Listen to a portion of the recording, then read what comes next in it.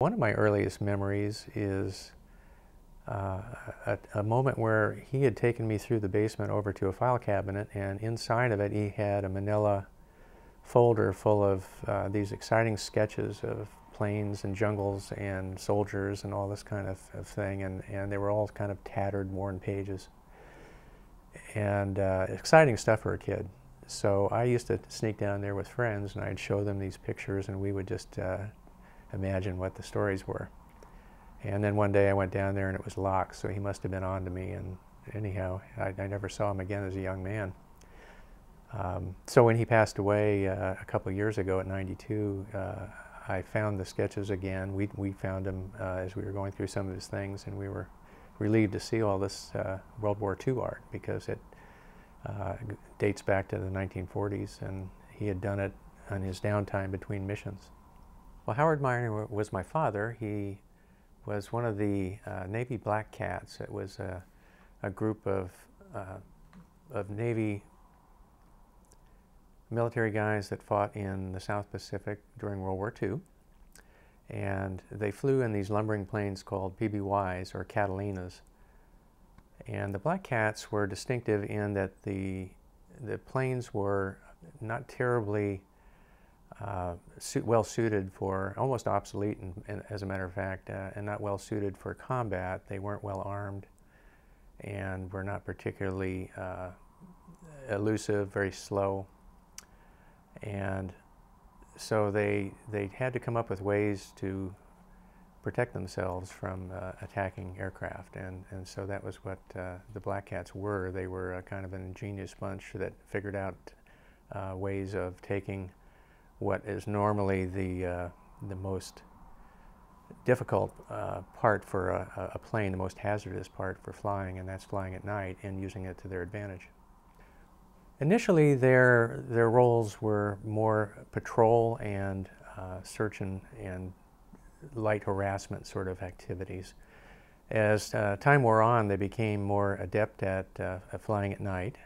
The planes were painted black, didn't use any lights, had flame arresters on their engines, and so as they began to become more or less invisible at night, they were able to extend what they did and become more effective at not only searching for things, but attacking them, bombing them, strafing them, and just general kind of harassment activities. In that first tour, he was a co-pilot navigator, just an ensign. And so they did fly in the typical Black Cat fashion. They did a lot of these search and harassment missions. They would even try to keep Japanese troops up overnight. They just flying around, making noise, throwing bottles out, anything they could think of. But certainly a big part of it was doing these light bombing runs and just searching for contact and radioing that information into the proper places. So he was involved heavily in that in his first tour. His second tour, he became a what they call a PPC, or patrol plane commander, and had his own plane and crew at that point. It's called the Frisco Gal. And he, as the Allied forces pushed north toward the Philippines, more and more they flew in the daylight and did more and more rescue missions, because so many planes, our planes, were being shot down, and these guys were in life rafts and on islands and needed pickup. The PBY I didn't mention was a totally amphibious airplane at this point, and so it could land both on runways and in the water. And they would, or they were nicknamed flying boats, as a matter of fact, and they would land as near to an island or a raft as they could get. Frequently, islanders would visit with these rescued flyers in their canoes or outriggers or whatever they had. A lot of the sketches would involve airplanes, military people, just settings, sometimes trees or koala bears, whatever what captured his imagination, he would do watercolors or sketches of. And so the book is actually featuring his illustrations as a part of his story all the way through it. He was an artistic guy. We always knew as growing up that he could build or draw or make just about anything. And And he did win some awards at like state fairs and that kind of thing, and teenage competitions. So he always had a knack for it. He was particularly good at drawing things like trains and planes and different buildings, things like that. So he was a natural for sure, but he kind of took it to another level when he got into the military, and he designed the squadron logo, for instance. He painted nose art on his plane. Kind of a scantily clad lady, as you might imagine, a front and a back view, for depending on which side of the plane you approached, and did the watercolors and sketches of just things that they saw. One in particular that really caught my attention was a time where he had, on a rescue, he had managed to locate and pick up 5 survivors on an island, and they had been through so much, and their stories were so poignant on how they managed to even find the pickup location and managed to stay just ahead of Japanese that were pursuing them. And they were so happy to see this plane, this PBY.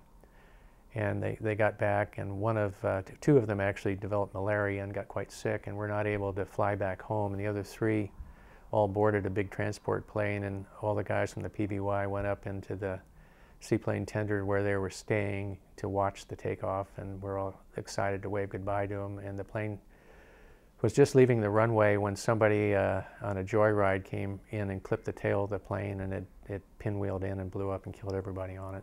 So after all this, they perished anyway. So it turned out that the 2 guys that had the malaria were actually the lucky ones, because they weren't on that plane.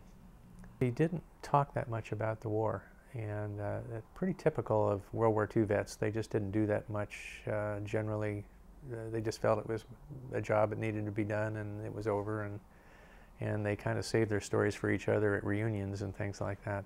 So we didn't talk much about it until the last few years of his life. My dad passed away in 2011. When we went through his things and found this artwork, we were totally surprised to see how much other writing and photographs and keepsakes, memorabilia that he had kept for nearly 70 years. And inside of this was a variety of notebooks, flight logs, ledgers, even my grandmother's scrapbook that had all this newspaper clippings and photos, and a lot of the first-hand accounts that he had kept on old envelopes and manila pages were still intact and still in there. Very difficult to read at this point, but they were fascinating, and after struggling through them to try to figure out exactly what they were saying, I was able to kind of piece together a story over some time. And it took me a lot of research with Navy records of the Black Cats to kind of jive what he had written and what with the real war diary was, and finally managed to put the timeline together through the use of all these various pieces. I was surprised. I had no idea he'd been through so much, and I was also surprised to find out as much as I have about the Black Cats in general. It was a remarkable group, and really one of the least told stories of World War II is just their significance to the whole thing.